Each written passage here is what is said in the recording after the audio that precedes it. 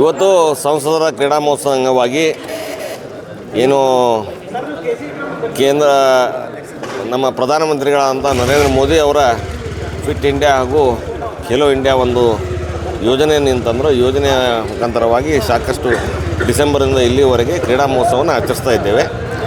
ಇದರ ಅಂಗವಾಗಿ ಎಲ್ಲರ ಅಪೇಕ್ಷೆ ಮೇರೆಗೆ ಮೊದಲನೇದಾಗಿ ಆ ಕ್ರೀಡಾ ಮಹೋತ್ಸವದಲ್ಲಿ ಕುಸ್ತಿ ಇದ್ದಿದ್ದಿಲ್ಲ. ಎಲ್ಲರ ಅಪೇಕ್ಷೆ ಮೇರೆಗೆ ಬಂದು ಮಾಜಿ ಪೈಲ್ವಾನರು ನಮ್ಮ ಕುಸ್ತಿ ಹಬ್ಬನು ದೇಸಿ ಕ್ರೀಡೆಯನ್ನು ಹಾಕೋಬೇಕಂದಾಗ ನಾವೆಲ್ಲರೂ ನಿರ್ಧಾರ ಮಾಡಿ ಇದನ್ನು ನಡೆಸೋಣ ಒಂದು ಕುಸ್ತಿಯನ್ನು ನಾವು ಆಯೋಜನೆ ಮಾಡೋಣ ಅಂತೇಳಿ ನಮ್ಮ ನಾಯಕರಾದ ಪ್ರಹ್ಲಾದ್ ಜೋಶಿ ಅವರ ಬಳಿಗೆ ಹೋದಾಗ ಅವರು ಆಯಿತು, ನೀವು ಅದನ್ನು ನಿರ್ಣಯ ಮಾಡ್ಕೊಂಡು ನೀವು ಮಾಡಿರಿ ಅಂತ ಅನ್ನೋದು ನಂದೆಲ್ಲ ರೀತಿಯಿಂದ ಸಪೋರ್ಟ್ ಇರ್ತೈತಿ ಅನ್ನುವಂಥ ಮಾತನ್ನು ಹೇಳಿದರು.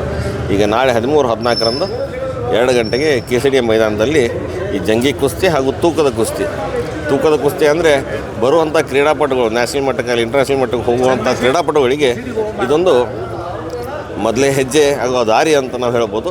ಜಂಗಿ ಕುಸ್ತಿ ನಮ್ಮ ಭಾಗದ ಎಲ್ಲ ಜನರು ಅತಿ ಪ್ರೀತಿಯಿಂದ ನೋಡುವಂಥ ಒಂದು ಕಾರ್ಯಕ್ರಮ. ಅದಕ್ಕೆ ಈ ಒಂದು ಆಯೋಜನೆಯನ್ನು ಮಾಡಿದ್ದೀವಿ.